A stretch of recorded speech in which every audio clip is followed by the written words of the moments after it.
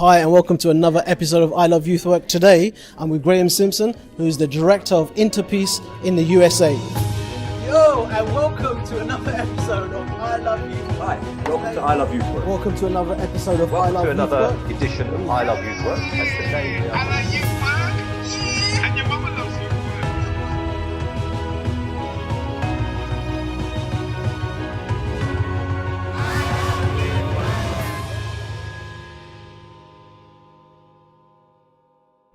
Welcome to I Love Youth Work.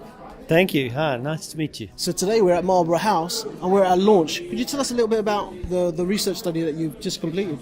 So I've just finished a study which was based on an extraordinary consultation with young people globally. We ended up running 281 focus groups in 44 countries around the world. We did 27 country case studies, all designed to, because the mandate was under Security Council Resolution 2250, which asked for a study on the positive contributions of young people to building peace and to preventing violence. So this was an exercise in listening to young people.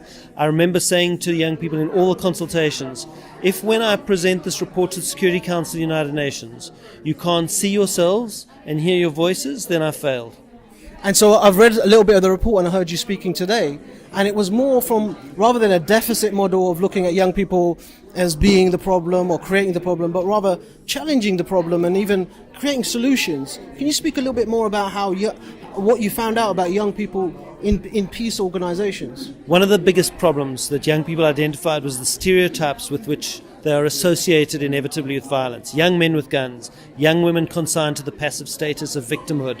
And what they were saying is, actually, there are very few young people who are joining extremist armed groups. There are very few young people involved in violence. It's a tiny sliver. The majority of young people are getting on with their lives, and many of them are involved in creative, innovative, resourceful building of peace. So what we did, and what the study's mandate was to do, was to discover that, to listen to young people, to elicit all the examples of how young people are building peace, working across different phases of conflict, from very relatively peaceful societies to the most devastated post-conflict societies, working with different kinds of conflict and violence, from female genital mutilation to criminal gangs to terrorist groups and extremists. Working from the most local level to the global level through networks or sometimes very local family, community-based programming. So there's all this innovative practice.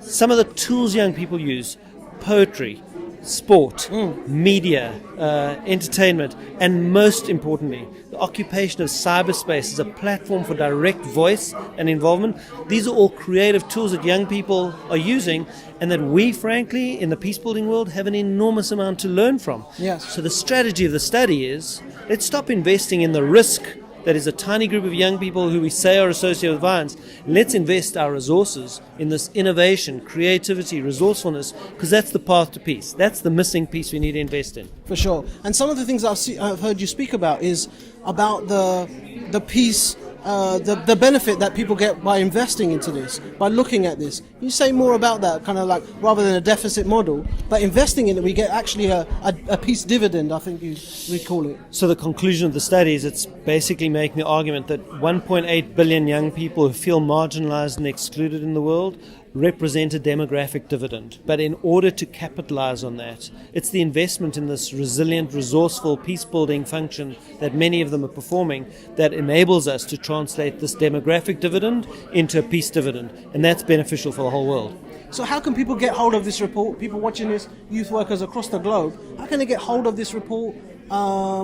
Is it a downloadable report? How can they get hold of it? So there's several versions of the report. They're all available online. They're the UNDP website, Youth for Peace, on the UNFPA website. There are versions of the report. It's in 4 languages, English, French, Spanish, and Arabic.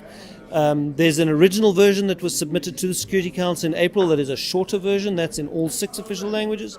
And on the UNFPA website, there's an interactive version which we hope is a little bit more youth-friendly. Fantastic. And if you had a message for youth workers watching about implementing the recommendations, what would that be? What would be the message for youth workers? I think the most important thing here is that young people were saying to us throughout, this is not just about participating at the table set for us.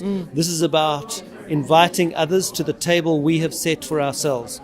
I think trusting that young people are innovating, that they are drivers of change, that even their protest and dissent, rather than being seen as a threat where it's peaceful, should be seen as a critical contribution to change. I think this is about young people occupying that space enthusiastically. Thanks a lot, Graeme, for your time. Thanks for watching. Thank you.